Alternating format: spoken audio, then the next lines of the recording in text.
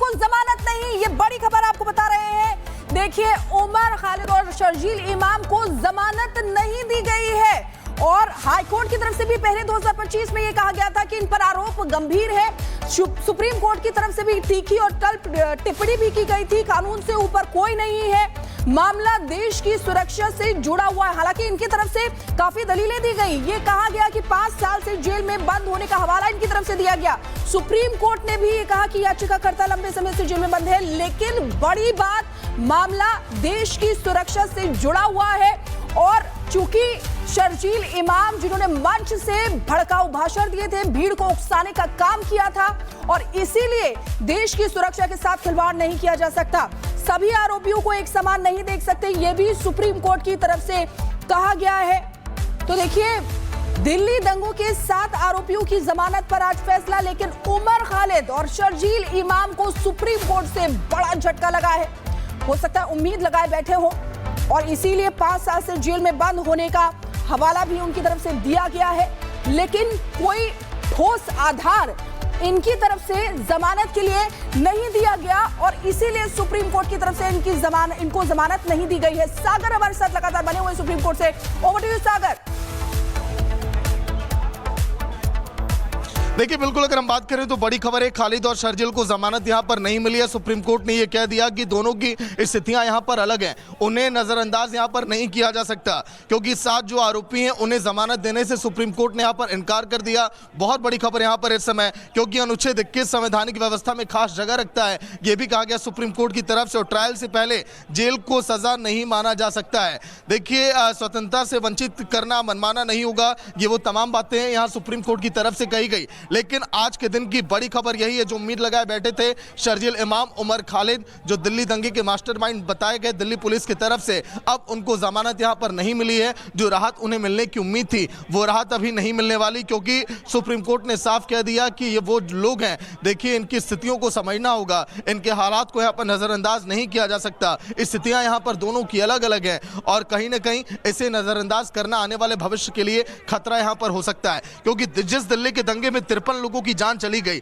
700 लोग यहां पर घायल हो गए। उन देखिए पीड़ित परिवार के लोग भी इस फैसले के खिलाफ थे, वो ये नहीं चाहते थे कि ये आरोपी जो है सलाखों के बाहर आए। और देखिए देश की सर्वोच्च अदालत ने आखिरकार फैसला सुनाया। अभी जो है दिल्ली दंगे के आरोपी सलाखों के अंदर ही रहेंगे, अभी और पूरी जांच की प्रक्रियाएं यहां पर चलती रहेंगी। दिल्ली पुलिस जो है और भी देखिए कड़े यहां पर सबूत और जो है साक्ष्य यहां पर जुटाने में लगेगी, ताकि आने वाले दिनों में भी इन जो है दंगे के आरोपियों को यहां पर राहत ना मिले। क्योंकि अगर हम बात करें तो जब कुछ दिन पहले जब यहां पर अमेरिका से जब पत्र यहां पर लिखा गया, तो कई सारे सांसदों ने इस बात का जिक्र किया कि उमर खालिद, हम आपके साथ हैं, हम चाहते हैं आपकी रिहाई हो।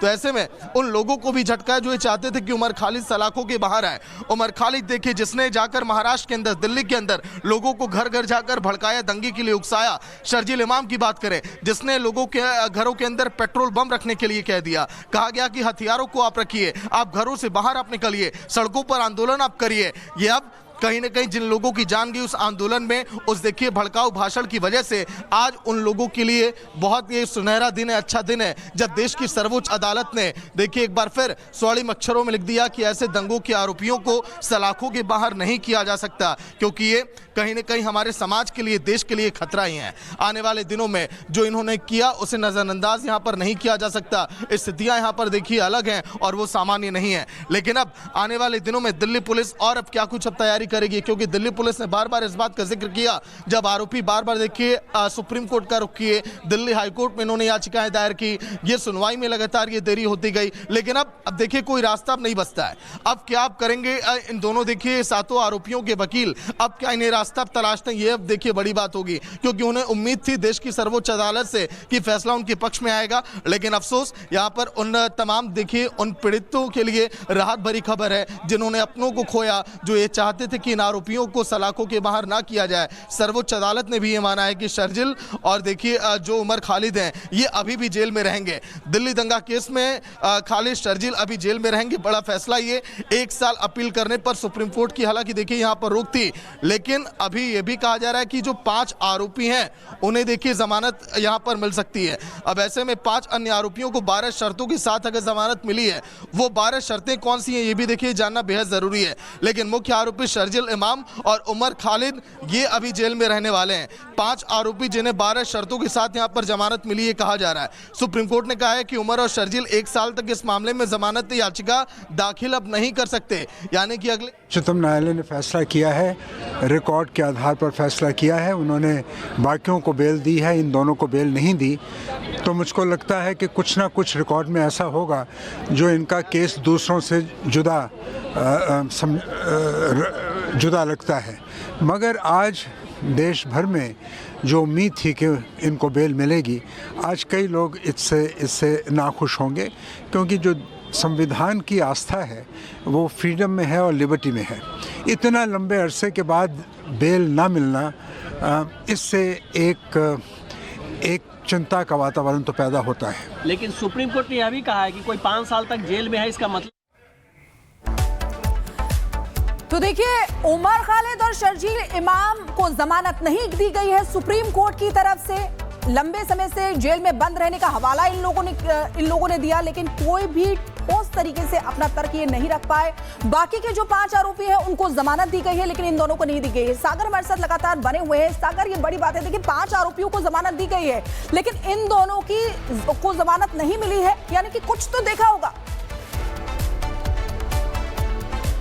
सागर, देखिए बिल्कुल, अगर हम बात करें तो शिखा, कुछ देर पहले इस बात का हमने जिक्र किया कि 5 आरोपियों को यहां पर जमानत तो मिली है, लेकिन सुप्रीम कोर्ट ने साफ तौर पर यह भी कहा कि उन 5 आरोपियों की तुलना शर्जिल इमाम और उमर खालिद से नहीं की जा सकती, क्योंकि देखिए लगभग इन्होंने ही पूरी प्लानिंग यहां पर रची, कैसे दिल्ली में दंगे भड़काए जाएं, कैसे लोगों को उकसाया जाए, पूरा देखिए षड्यंत्र इन्हीं का था। इसीलिए अब जो है ये बड़ा फैसला सुप्रीम कोर्ट की तरफ से लिया गया कि अभी ये जेल के अंदर ही बंद रहने वाले हैं। आने वाले 1 साल तक अब ये कोई भी याचिका यहां पर दायर नहीं कर सकते, यानी कि 1 साल तक अब इनके पास कोई रास्ता नहीं बचता है, ना देखिए कोई याचिका दायर करने का, ना अपनी बातों को रखने का।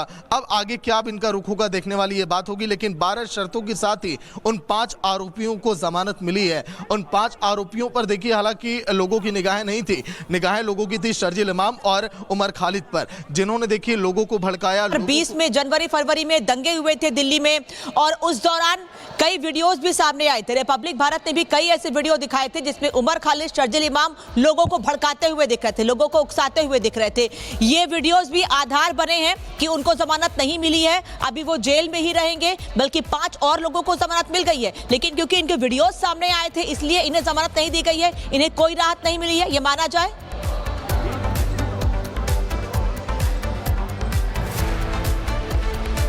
देखिए बिल्कुल अनामिका, अगर हम बात करें तो जो तमाम वीडियो थे जिसको आधार यहां पर बनाया दिल्ली पुलिस ने भी, और दिल्ली पुलिस ने हर बार उन वीडियो को देखिए साक्ष्य के तौर पर पेश किया कि किस तरह से दिल्ली दंगे भड़काने में इनका अहम रोल रहा। सुप्रीम कोर्ट ने उन तमाम देखिए दलीलों को यहां पर सुना, दिल्ली पुलिस के भी, और देखा जो भी यहां पर साक्ष्य यहां पर पेश किए गए, और उसी के आधार पर माना गया कि वो आरोपी हैं जिनको देखिए यहां पर नजरअंदाज करना कहीं ना कहीं देश के लिए खतरा होगा, देश की अखंडता और संप्रभुता के खिलाफ होगा। उन लोगों के साथ ये देखिए कहीं ना कहीं अन्याय होगा जो लोग चाहते हैं कि अभी भी ये जेल के अंदर हैं, जिन लोगों की जान चली गई। ऐसे में 5 आरोपी जो थे उनकी तुलना देखिए शर्जिल इमाम, उमर खालिद से यहाँ पर नहीं की जा सकती। उनका वो रोल कम था, जिस तरह से शर्जिल इमाम, उमर खालिद ने फ्रंट फुट पर यहाँ पर रहकर पूरे देखिए दंगे को भड़काने का काम किया। अब ऐसे में आने वाले देखिए 1 साल तक तो इन्हें राहत नहीं मिलने वाली, लेकिन आखिर क्या कुछ यहाँ पर फैसले में पढ़ा गया सुप्रीम कोर्ट की तरफ से, उस पर भी अगर एक नज़र अगर हम डालें तो देखिए सबसे पहले हम बात करें तो सुप्रीम कोर्ट की तरफ से कहा गया कि अपीलें हाईकोर्ट के कॉमन फैसले से जुड़ी हैं जिसमें